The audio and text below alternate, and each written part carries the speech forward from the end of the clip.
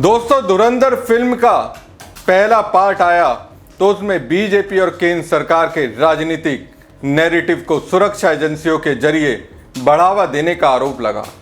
अब धुरंधर फिल्म का दूसरा पार्ट आया और इस फिल्म को देखने के बाद ऐसा लगा कि पूरी तरह से इसे बीजेपी को समर्पित कर दिया गया। इस फिल्म के जरिए बीजेपी के दो बड़े चेहरों को चमकाने का प्रयास हुआ। पहला, प्रधानमंत्री नरेंद्र मोदी के चेहरे को चमकाने का प्रयास हुआ। हालांकि इससे बीजेपी के अंदर की एक बड़ी लॉबी को खुशी होगी, लेकिन इसी फिल्म में बीजेपी के जो दूसरे चेहरे को चमकाने का प्रयास किया गया उससे अमित शाह एंड टीम तो असहज होगी। दोस्तों, धुरंधर 2 में पीएम मोदी के 2014 के भाषणों और नोटबंदी जैसे दृश्यों का इस्तेमाल किया गया। इसी के साथ ही यूपी के एक ऐसे कैरेक्टर को अहमियत दी जाती है जिसे देखने जानने के बाद मेरे जहन में ये सवाल आया कि क्या इस फिल्म को आदित्य धर ने 2027 में उत्तर प्रदेश में होने वाले विधानसभा चुनाव को ध्यान में रखकर बनाया है। नमस्कार दोस्तों, मैं हूं परवीन सानी। दोस्तों, कहा जा रहा है ये धुरंधर 2 प्योरली एक प्रोपेगेंडा फिल्म है, क्योंकि ये फिल्म एक पार्टी विशेष को भारत से ऊपर दिखाने का काम कर रही है। क्योंकि ये फिल्म मोदी की सरकार और योगी की सरकार के उस फैसले को जस्टिफाई करती दिखी जिसकी आलोचना उस वक्त भारत के सभ्य समाज ने की। याद कीजिए, नोटबंदी की वजह से कैसे लोगों को लाइन में खड़े रहने के लिए मजबूर होना पड़ा। ना जाने कितनी जाने गई। सरकार का दावा था इससे नकली नोट के कारोबार पर लगाम लगेगी। अब बताइए, क्या ऐसा हुआ? जो अतीक अहमद इस दुनिया को छोड़ चुका है, पुलिस कस्टडी में हुई हत्या को सही साबित करने का प्रयास किया गया। नोटबंदी और अतीक अहमद की हत्या को सरकार का मास्टर स्ट्रोक साबित करने का काम किया गया। दोस्तों, अतीक अहमद एक बार फिर सुर्खियों में है। इस बार अतीक अहमद का नाम बॉलीवुड में गूंज रहा है। फिल्म धुरंधर के बाद अब धुरंधर द रिवेंज रिलीज हो चुकी है। फिल्म सोशल मीडिया पर छाई है, लेकिन इस बार इसकी सुर्खियों में आने का दूसरा पहलू माफिया अतीक अहमद भी है। धुरंधर के दूसरे पार्ट में बाहुबली नेता अतीक अहमद से हूबहू मिलने वाली शक्ल के किरदार को अहम रोल में दर्शाया गया है। हालांकि फिल्म में जिस किरदार को माफिया अतीक सरीका दिखाया गया है उसका नाम आतिफ रखा गया है ताकि पात्र काल्पनिक जैसा नजर आए, लेकिन ये बस एक तरीका भर है। असल में एहसास कराने का प्रयास है। जो अतीक अहमद था जिसकी पुलिस कस्टडी में हत्या हुई थी वो बिल्कुल ही सही था। एक तरह से इस फिल्म में ये दिखाया गया कि अतीक अहमद का मारा जाना ठीक था और इसके लिए बीजेपी को, खासकर मुख्यमंत्री योगी आदित्यनाथ को क्रेडिट मिलना चाहिए। अब अतीक यानी आतिफ से जुड़े कई सीन सोशल मीडिया पर वायरल हो रहे हैं। आतिफ अहमद के किरदार को फैंस अतीक अहमद ही बता रहे हैं। किरदार का लुक और फिल्माई गई कहानी दोनों ही अतीक अहमद की जिंदगी से मिलते जुलते हैं। फिल्म में माफिया अतीक अहमद के तार पाकिस्तान से जुड़े दिखाए गए हैं। उमेश पाल हत्याकांड के बाद पाकिस्तान कनेक्शन की बात जांच अधिकारियों ने कही थी। फिल्म में अतीक अहमद और उसके भाई अशरफ की हत्या की कहानी भी उसी रूप में दिखाई गई है। बेटे के जनाजे में अतीक अहमद का ना जा पाना, मेडिकल के लिए ले जाने के दौरान का घटनाक्रम आदि अतीक हत्याकांड की याद दिला देता है। फिल्म में आतिफ अहमद यानी अतीक और पाकिस्तान के मेजर इकबाल के बीच गहरे रिश्ते दिखाए गए हैं, जो नकली नोट और हथियार सप्लाई करता है। आतिफ नोटबंदी की घोषणा पर मेजर इकबाल से बात करता है। तो दोस्तों, क्या माना जाए, अब राजनीति में प्रचार का जरिया बॉलीवुड की फिल्में बन रही हैं। क्या एक्टर, फिल्म निर्माता, निर्देशक फिल्मों के जरिए जनता के बीच सरकार और पार्टियों के झूठ को सच और सच को झूठ जनता के बीच परोसने के रास्ते पर चल पड़े हैं। मैं यहाँ ये नहीं कहता हूँ कि अतीक अहमद एक अच्छा व्यक्ति था, उसने पूरे यूपी में लोक कल्याण के काम किए, ऐसा बिल्कुल मैं नहीं मानता हूँ। लेकिन इस बात से भी कोई इनकार नहीं कर सकता कि जिस तरह से पुलिस कस्टडी में उसकी हत्या हुई उससे हमारे समाज पर नेगेटिव प्रभाव पड़ा। पुलिस की क्रेडिबिलिटी पर सवाल उठे। कौन आरोपी है, कौन दोषी है, किसे कितनी सजा मिलनी चाहिए, इसकी व्यवस्था संविधान में है। हमारे संविधान ने इसके लिए कोर्ट बनाई है। कोर्ट को फैसला करना था अतीक अहमद को कितनी सजा मिलनी चाहिए। उसकी जान लेने का अधिकार ना तो जनता के पास था और ना सरकार के पास और ना ही पुलिस के पास था।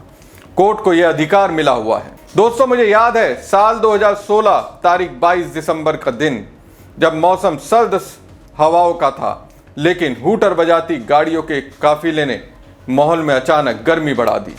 काफिला भी कोई आम नहीं था, एक के पीछे एक तकरीबन 500 गाड़ियां और एक ऐसे नेता का शक्ति प्रदर्शन जो जुर्म की दुनिया से राजनीति में उतरा था।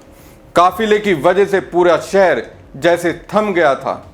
हूटरों के शोर ने जाम में फंसी एम्बुलेंस के भीतर मरीजों की आह को भी अनसुना कर दिया।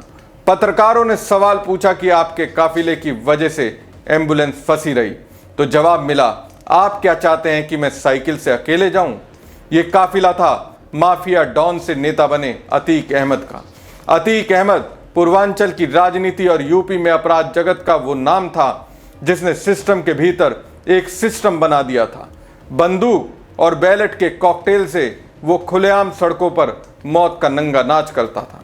इलाहाबाद के धूमनगंज इलाके की सड़कें आज भी गवाह हैं उस विधायक राजूपाल हत्याकांड की, जब अतीक के गुंडों ने उन्हें 5 किलोमीटर तक पीछा करते हुए गोलियों से छलनी कर दिया।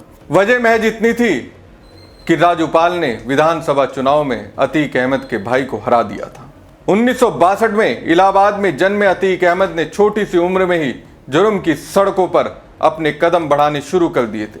महज 17 साल की उम्र थी उसकी जब 1979 में उसके ऊपर हत्या का पहला आरोप लगा।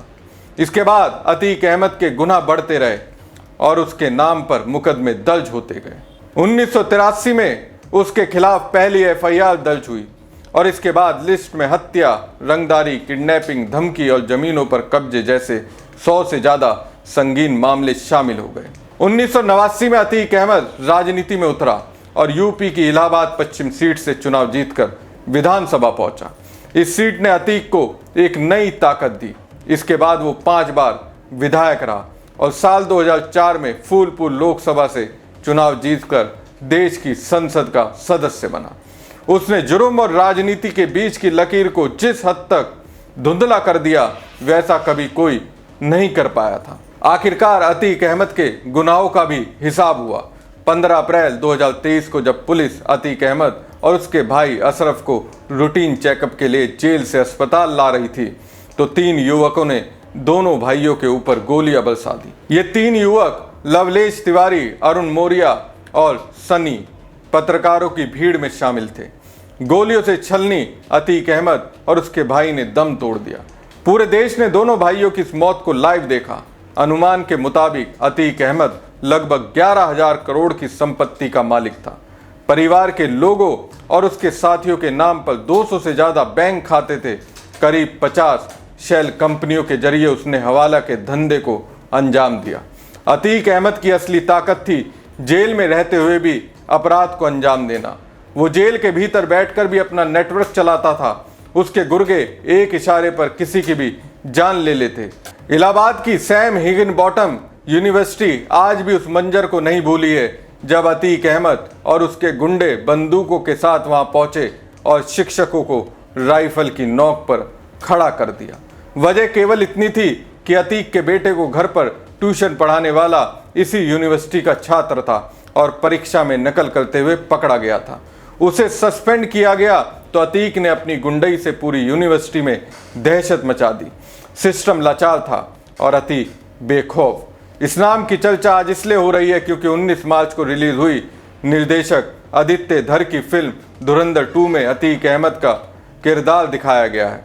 फिल्म में किरदार को भले ही आतिफ अहमद का नाम दिया गया है, लेकिन कहानी यूपी के अतीक अहमद की है। फिल्म में दिखाया गया कि पाकिस्तान से आने वाली नकली नोटों की खेप को यूपी के चुनाव में खपाने का जिम्मा आतिफ के पास था। हालांकि नकली नोटों की ये खेप यूपी में उतर पाती उससे पहले ही एजेंसियों ने आतिफ को मरवा दिया। दोस्तों, ये पूरी कहानी अतीक अहमद की है, लेकिन जिस तरह अतीक अहमद को इस फिल्म के जरिए जिंदा किया गया है, इतना तो मुझे पता है कोशिश यही है अतीक को जिंदा कर यूपी के विधानसभा चुनाव में बढ़त ली जाए। और ये भी लगता है अब अपनी विचारधारा को सच बताने के लिए बीजेपी प्रचार के माध्यम के तौर पर फिल्मों को चुन रही है। धुरंधर पार्ट 2 वही है। हमारी खबर आपको कैसी लगी कमेंट बॉक्स में कमेंट करके जरूर बताएं। साथ ही पेज को ज़्यादा से ज़्यादा लाइक और शेयर कीजिएगा। धन्यवाद।